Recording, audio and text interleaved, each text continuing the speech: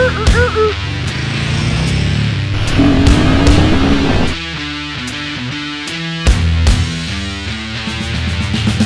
think it's a sharp looking bike, man. This is a sharp looking bike. Welcome to MCC Just Motos. Yo guys, it's Andy. I'm at the world famous Baxter Cycles in Marnie, Iowa. I'm super jazzed, super excited today. Behold, Royal Enfield Himalayan 452. I'm super excited to go ride this bike. I've never been on it. Royal Enfield managed to do something magical with their new 452 Himalayan. They hit the sweet spot of technology, comfort, capability, friendliness, and just all-out awesomeness with their new motorcycle. I'm going to give you a review from a different perspective. I'm the owner of probably the fastest and quickest, if not close to it, air-cooled Himalayan in the United States and probably the world. My bike makes close to 40 horsepower, so I'm coming at this from a little different perspective. But I want to give you my thoughts on the new 452 Himalayan that are going to be different from all the other reviews out there. I've seen them, they're very cool, but I think my perspective hits a little differently, and I think you should watch the whole video before you buy. I want to compare it to my big bore kit and cam Himalayan, the fastest air-cooled Himalayan probably in the United States, if not the world. So let's see, let's compare it, let's talk about it, and I can't wait to go for a ride. Let's go. A million degrees out.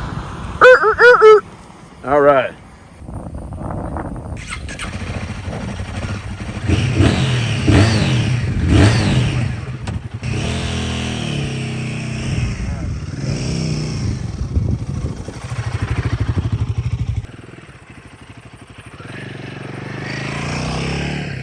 So this bike will wheelie.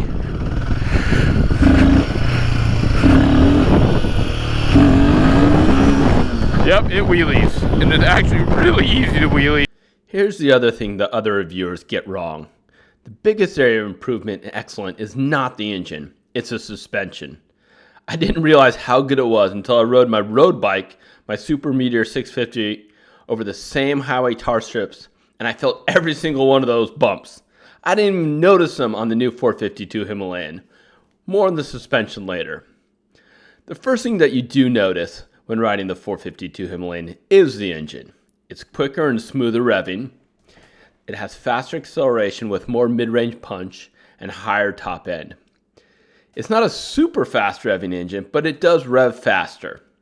It's significantly quicker than the air-cooled 411, and I think it uses gearing, mid-range, and top end to achieve that. But it feels like it has less of a torque hit down low or even in the mid-range than the air-cooled 411. It uses horsepower over torque. For those who don't know how that translates, it means that the torque acceleration is that low RPM grunt that yanks you out and has that low RPM growl, where horsepower acceleration is a frenetic, buzzy top-end pull that builds up in a rush. And that's more on how this Himalayan uses its acceleration and power. You can use the horsepower to wheelie, and it's pretty easy to tail slide around in such a controllable manner. It's really confidence building for new riders to expand their skill sets. It's a very friendly amount of power. It's enough power to be fun, but it's the most controllable power on any bike that I've felt in recent times. It doesn't rev way too fast to scare new riders and build horsepower too quick, but the power to weight ratio along with the chassis tuning allowed wheelies and power slides with ease, all the while not getting out of sorts. It hits the magical sweet spot. The shifter is very nice. There's no missed shifts. It's light but engaging feeling. Very positive control and a great feel. It's definitely a different feel than the 411. The gear ratios are 6 speeds, and they're needed and they're spot on. It runs out of steam in the high 80 mile per hour, but it can pull slowly past that into the upper 90s. And the clutch pulls pretty light. The brakes are another area that are really good. The brakes are up to snuff. They're not wooden feeling and barely adequate like the air-cooled Himalayan of old, but the bike is a fully modern feeling brakes with confidence-inspiring feel and a very linear pull. Getting into some of the handling, the highway stability is much more stable without losing any of the high-speed agility or transition side-to-side feeling, so it has the same amount of agility with more stability. And the low speed agility is better too. It has a much tighter and controllable turning circle, easy to maneuver at slow speeds. You'll notice it in a parking lot where you're trying to move in a parking spot, or on a trail where you're trying to turn out of a tight turn. Now, The suspension could go over sections literally twice as fast as the air-cooled Himalayan. It's very stable and a quick ability to push harder and faster and literally expand your limits as you go faster. This was true over big bumps and little bumps, loose gravel, pebbles, ruts, rocks, and sand. It had a little wiggle over pea gravel, but the bike could stabilize itself immediately and you could just fly over things.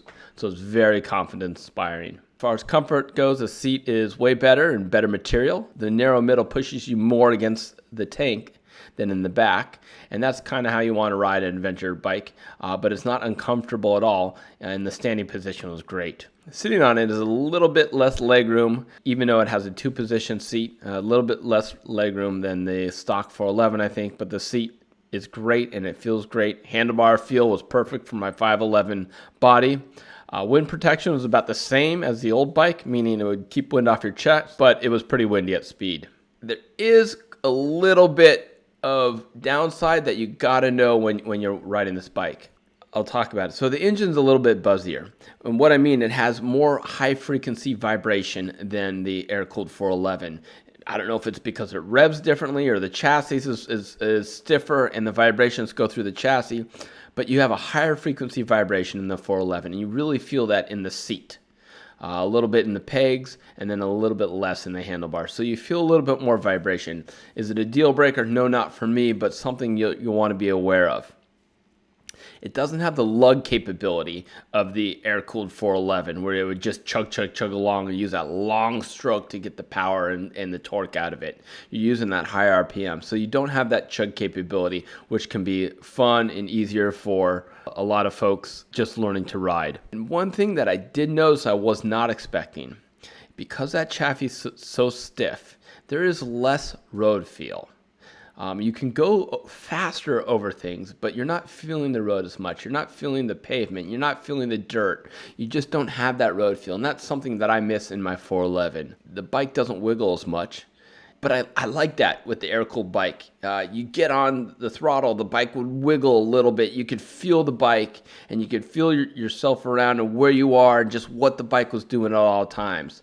This new bike has a little less feeling to it, meaning you pull the throttle on the air-cooled bike, and you can feel the immediate grunt throughout the entire bike, and you feel it throughout your entire body. Where on the new 452 liquid bike, you accelerate, and the new bike and chassis does a great job of removing most of the feeling except that little buzz in the seat peg and slightly in the handlebars.